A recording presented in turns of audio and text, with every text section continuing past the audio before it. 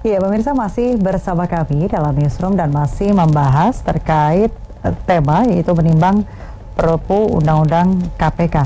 Saya ke Pak Adrin. Pak, kalau nantinya begitu Perpu diterbitkan, lantas apa langkah-langkah yang kemudian nantinya untuk dirasa bisa mengawal? Kan kalau Perpu diterbitkan, setahu saya itu nanti kan bisa sebagai undang-undang, Bu. Ya, saya bisa juga dicabut ketika DPR itu rapat dianggap perpunya ini tidak tepat, ya kan? Baik. Sehingga dicabut. Tapi kalau itu tepat, berarti bisa dilanjutkan menjadi undang-undang.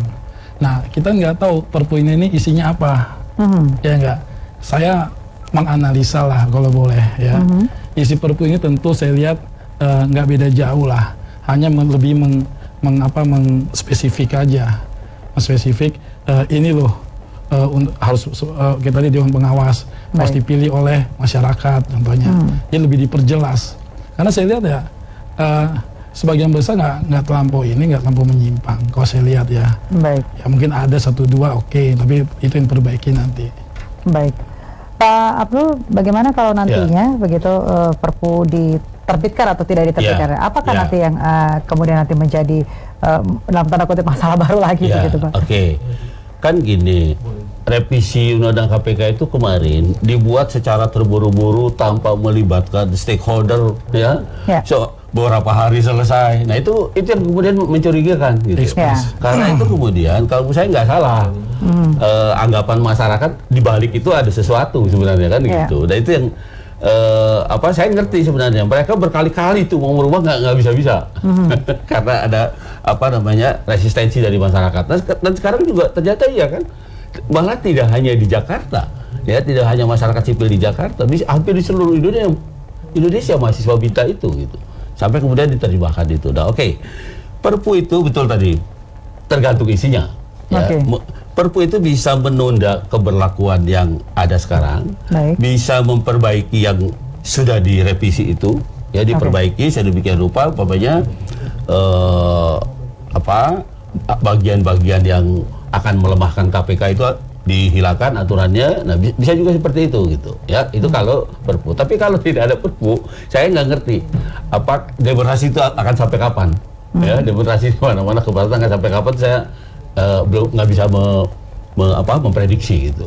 Karena bagian dari yang inti dari demonstrasi itu sebenarnya itu mengembalikan undang-undang KPK, mengembalikan KPK sebagai lembaga independen gitu. Baik, Pak Adrin, terakhir untuk closing kita baru nanti dilanjutkan dengan Pak Abdul terkait perbincangan kita hari ini begitu, menimbang Perpu Undang-Undang KPK. Ya, kalau saya lihat memang Perpu sih mungkin belum saatnya. Kalau memang demonstrasi ini bisa lebih dikanalisasi lah mengenai temanya. Jangan ada boncengan ya. Dari tadi yang mau merevisi Undang KPK jadi menjatuhkan presiden.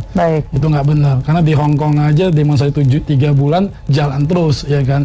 Karena arahannya benar. Tapi nggak ada kekerasan juga. Tapi kalau ketika ada lawan dari yang keras, tentu polisi harus lebih tegas. Itu aja. Baik. Pak Abdul mungkin menambahkan terkait closing kita ini menimbang Perpu Undang-Undang KPK sudah perlu atau belum begitu? Kalau menurut saya Perpu sekarang menjadi keniscayaan. Ya. Artinya sudah diucapkan juga oleh Presiden, keadaannya juga sudah mendukung, baik formil maupun material gitu ya. Kalau kemudian Presiden tidak melakukan itu, saya kira akan kehilangan momentum. Ya, saya nggak tahu nanti demonstrasi sampai kapan. Karena ya itu tadi, meskipun Presiden sudah menunda RUU beberapa itu, demonstrasi kan tetap jalan. Itu artinya apa? Artinya satu itu yang belum selesai. Undang-undang KPK itu belum dikembalikan. Itu yang terjadi. Baik, ini semoga saja diharapkan begitu ya. Apapun nanti keputusan yang dikeluarkan atau tidaknya Perpu tersebut, ini Indonesia harusnya lebih kondusif ini menjelang pelantikan DPR baru juga, kemudian pelantikan Presiden begitu ya Pak ya. Pak Adrin, terima kasih waktunya bergabung bersama kami. Pak Abdul Fikar juga terima kasih waktunya bergabung bersama kami. Dan pemirsa, sejumlah informasi dari mancanegara akan kami hadirkan, diantaranya lezatnya roti telur khas Korea. Jangan kemana-mana, tetap bersama kami di Newsroom.